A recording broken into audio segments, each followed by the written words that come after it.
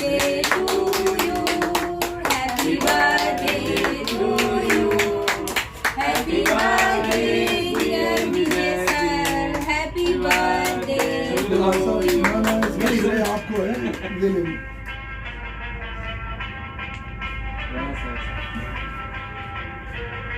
जन्मदिन जो मनाया जाता है वो समाज के लोग मनाते हैं, परिवार के लोग मनाते हैं, उनकी व्यक्तिगत खुशी और अपनेपन की बात है।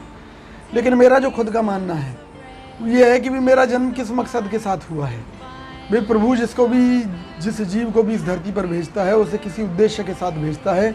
जिस तरह से अर्जुन को अगर भेजा था तो उनको एक विशेष उद्देश्य के साथ भेजा था। हर किसी के उद्देश्य फिक्स हैं।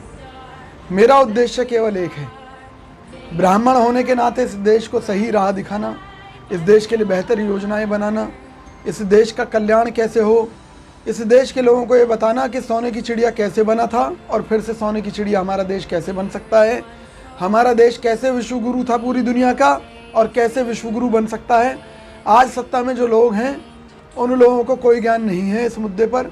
ना उन्हें यह मालूम कि भारत माता कौन है, ना उनको ये मालूम कि 5 ट्रिलियन की अर्थव्यवस्था कैसे बनेगी, ना उनको ये मालूम है कि ये देश सुखी और खुश कैसे होगा। मैं दावा करता हूँ इस बात का कि हमारे देश में जो लोग थे सारी दुनिया में सबसे ज़्यादा सुखी थे।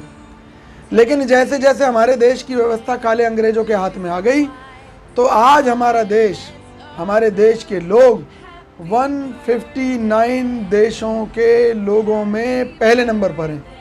और मैं सीधे सीधे कहूँ कि अब आंकड़ा बढ़ चुका है 160 दुखी देशों के लोगों में हमारा नंबर पहले नंबर पर है।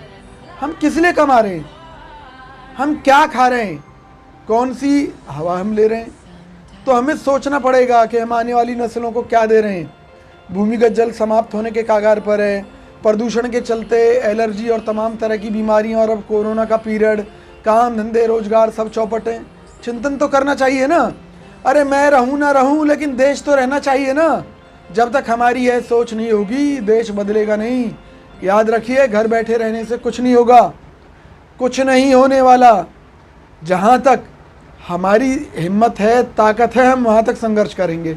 मैं सिर्फ इतना दावा कर सकता हूँ कि प्रभु ने जब भी मौका दिया इस देश के लिए इतना कुछ करके जाऊँगा जिससे मेरी आत्मा को भी तसल्ली रहे कि मेरा जीवन, मेरा जन्मदिन, यहाँ आने का जो मकसद है वो पूर्ण हुआ। उससे पहले मैं अपने जन्मदिन को सार्थक नहीं मानता हूँ और सभी देशवासियों से हाथ जोड़कर निवेदन करता हूँ कि जागरूक बनो, अपने हितों को पहचानो, सच्चाई को पहचानो, अपने व्यक्तिगत स्वार्थ के लिए इस देश का बंटाधार ना करें, इस धरती माँ को दूषित ना करें, वायु को दूषित ना करें जो हमारे प्रत्यक्ष में 5 देवता माने गए, अग्नि, जल, वायु, पृथ्वी, आकाश तत्व, इनको कतई प्रदूषित ना करें, ना किसी को करने दें। फरीदाबाद में बहुत सी फैक्ट्रियां प्रदूषण फैला रही हैं। आप देखिए आने वाले समय में क्या स्थिति होगी। हमारी भारत सरकार, हरियाणा सरकार कर क्या रही है। अंग्रेज़ों ने PLP एक्ट बनाया था कि अरावली और शिवालिक की श्रृंखलाओं में अवैध खनन ना हो, निर्माण ना हो। उनको भी बदल रहे हैं आप एक्टों को। अवैध निर्माण हो रहे हैं अरावली की पहाड़ियों में। कैसे हम जब जीव जंतु नहीं रहेंगे तो इंसान कहाँ से रह लेगा। बहुत कुछ विचार करने की ज़रूरत है। अगर आप अपने आप को परमात्मा का भक्त कहते हैं तो याद रखना भगवान श्री कृष्ण जी ने क्या कहा था। भगवत गीता में उन्होंने स्पष्ट कह रखा है कि कर्म करो। कर्म कौन सा है?